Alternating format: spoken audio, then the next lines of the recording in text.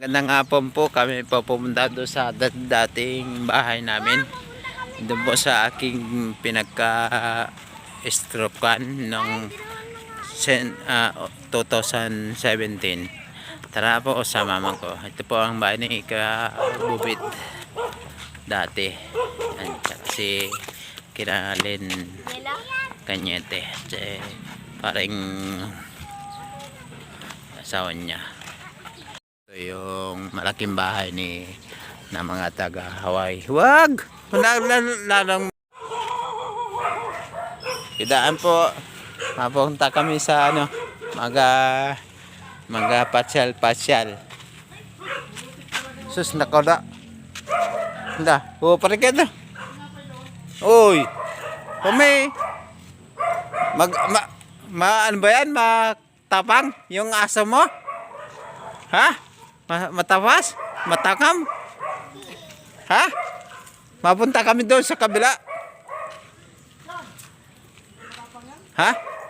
Baka tayo inuin.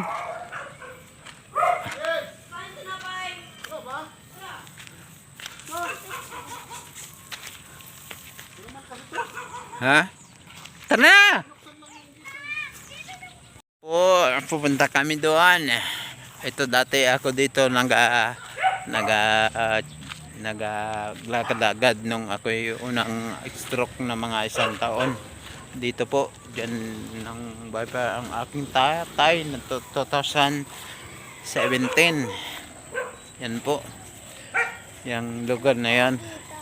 Tapos dito mula doon sa bahay na yun. Yun. Doon daming bahay namin sa dulong yun. Yan, punta natin po. Yan, samahan nyo ko. Napakalaking lupaan. Yan o. Ito ang dati ang ulihan ko lang ibon pag ako'y ng aso ng ibon. Yan, tsaka ito mga yan, punta namin bisitahin natin. Okay, tanga panggam ko sa kasamang to magbisita. Yan po, dahan-dahan baka may ahas dyan, tingin kayo. Ito na lang po kami, hindi na po kami mapasok kasi puro sukal. Yan po. Yan mo. Pero yan po dating ang aming tirahan nung ako'y na-stroke. Yan po. Hindi po namin puntahan kasi masukal do. Ngayon ay ibang may-ari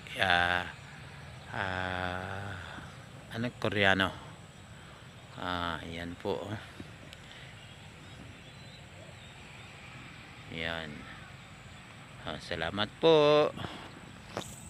Inawan naman na akong mga bata. Ang kulit mga bata to eh.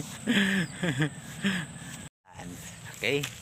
Dan po at least nakita ko ulit ang aming tirahan. 2007 po then po ako na stroke. Yan. Tama.